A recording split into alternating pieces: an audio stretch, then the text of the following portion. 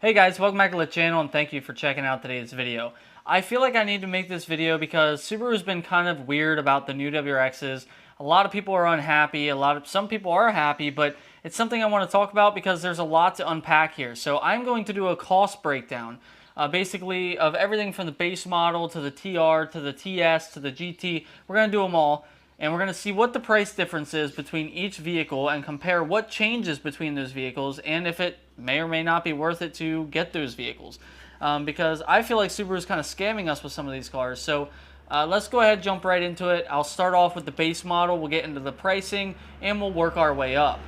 And then after we're done talking about pricing, we'll go into if you were to buy XWRX instead of YWRX and you would save X amount of money, what could you do to the car with that money to make it a better vehicle than if you would have bought YWRX. I also want to disclose that as of making this video, all of these prices are accurate per Subaru's website, but none of these are including any sort of markups from dealerships or delivery fees or anything like that. So those kind of fees could be tacked on and the price could change depending on your local dealership and availability. Another thing to let you know is that all these options are priced out as manuals. So the only one that's not is the GT, which you're forced to buy a CVT. But we have the rest marked out as manuals. The 2024 models are all now going to come standard with EyeSight, so that's not going to change. Even the manuals are going to come with EyeSight now, which is super cool. But all of them are going to have that big touchscreen now. The only difference is going to be whether or not you get navigation. So no more, double two little screens for the base model and the bigger screen for the Premium Plus models. So those are the only two things really that I think are going to be consistent across the board now. So let's start off with the base model, right? Everything you need, nothing you don't. This one's going to start out at $32,725. Cool. There's our base model. You guys know what a base model entails. They have all the power accessories. There's really not much lacking on a base model nowadays. No roll down windows, no, lack of anything really. You're just going to get more and more extras as you go up. So the base model is a good place to start. Now we get to the premium. This one is at $34,635, which is $1,910 more than the base model. So for that extra $1,900, what do you get? Well, you get fog lights. Great. You get an all-weather package, which includes heated seats, heated mirrors, heated windshield wipers, all that fun stuff, which is great to have if you live in a place where it gets colder out. Larger wheels, so we're going to go from the 17-inch wheel to those 18-inch premium wheels, which is a nice upgrade if you don't plan on changing the wheels, but if you're going to change the wheels, that probably doesn't matter. You also are going to get the steering responsive LED headlights, which is great because I had a Premium 22 WRX and it did not come with that, so I'm glad that that's a standard feature now on the Premium Plus models. You're going to get the keyless entry with a push start, so the base model still comes with the old school key, and then the Premium Plus models are going to come with a push button start with a remote key fob, which is also nice to have. Just walk up to your car, grab the door handle, open it up. That's a great feature. Then we're going to get all 4 power windows. So with the base model, you'll only have auto on the driver's door, and Premium Plus, you will have auto with all 4 windows. You'll have the rear USB-C ports. The base model doesn't get those. You'll get those in the Premium Plus. And then the rear center armrest, the folding down armrest for the rear seats. And then illuminated vanity mirrors. So your sun visor is going to fold down and you'll have lights, behind there. And I guess the base model is not going to have that. So is it worth it? I think so. I think for $1,900, you're getting all of that. That's a pretty good upgrade for $1,900. But things aren't so crystal clear when we go up from here. So now we have the limited. Okay, so now we're at $39,015. This one is $4,380 more than the premium we just talked about, and $6,290 more than the base model.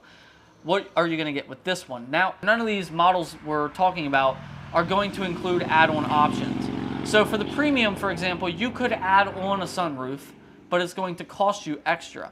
So we're just pricing with standard equipment, no add-on crap. But the limited is going to come standard with a moonroof. So that is the upgrade. You're going to get suede/leather seats. You're going to get the nicer seats, which is also great. Blind spot detection, which could be annoying, could be great. Depends how you feel about that. Power driver seat. So the base model is obviously going to have the cloth seats with the sliders, and the Limited is going to get the power driver seat, which is nice. And then navigation. Now, is this worth it? So now we're $4,380 more than the premium. So we're paying $4,400 for a moonroof, nicer seats, blind spot detection, and power driver seat plus navigation. Is that worth it? Well, the navigation's garbage, right? Because everyone has Android, Apple, CarPlay. Cool, it's standard. Why would you need navigation? Like, unless you can even download the maps on your phone, so if you lose service, I don't see why this would be worth it to me.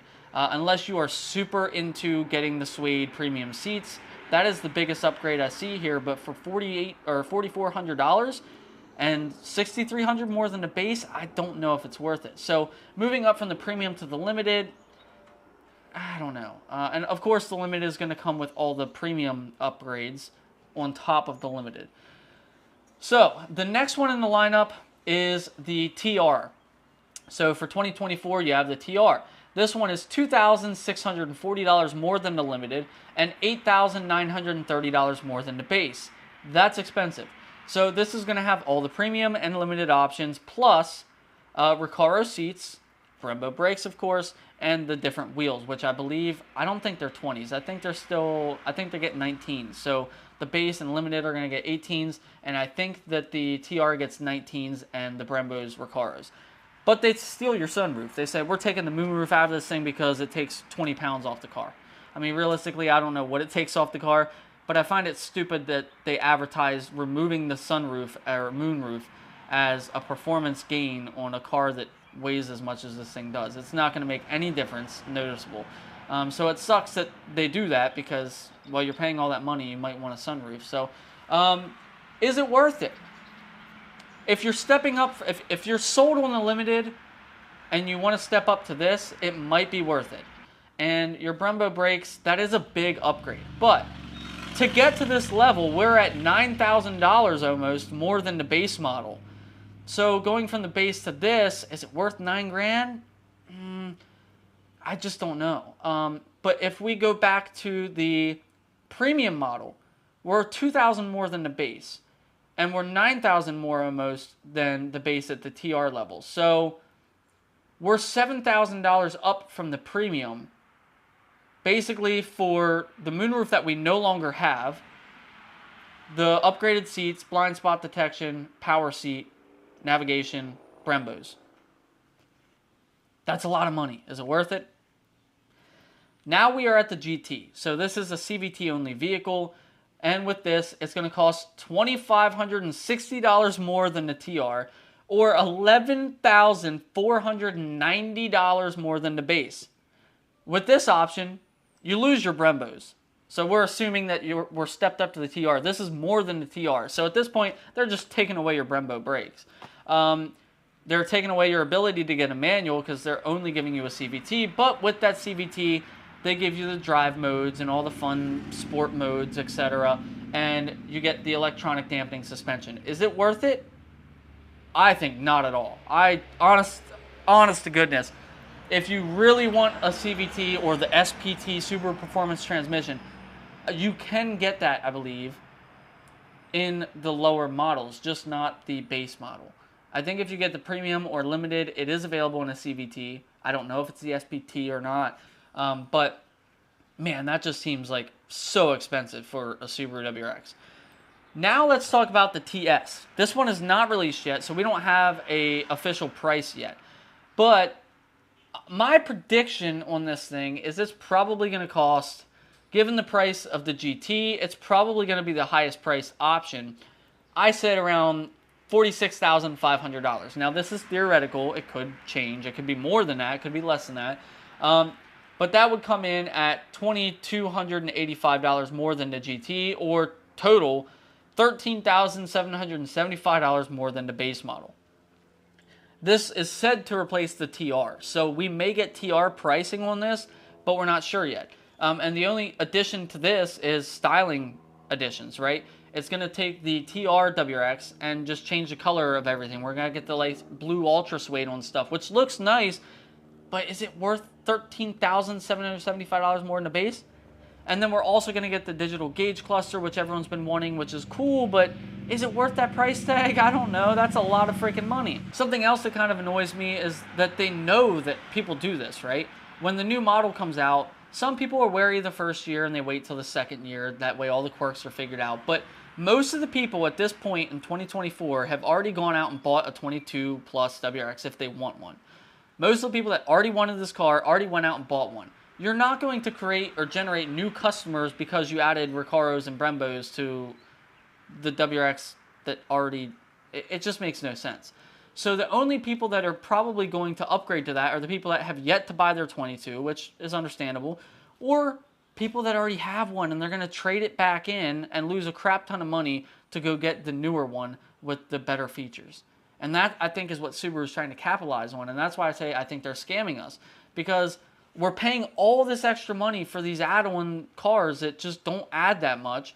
And then they release them after, you know, way after everyone had already bought their base models or their, you know, first-year cars. If anything, I think the people that buy the first-year cars should get an incentive, you know, because they deal with all the crap.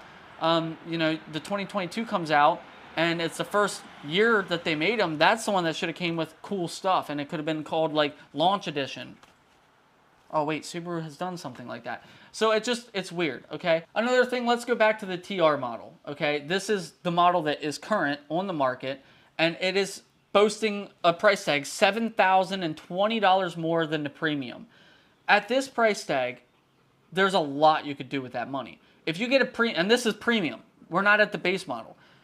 So let's say that you want to have a premium, which is a little bit better than base. This TR is $7,000 more than that premium, and it adds nothing. It adds Recaros, Brembos, and takes away your sunroof.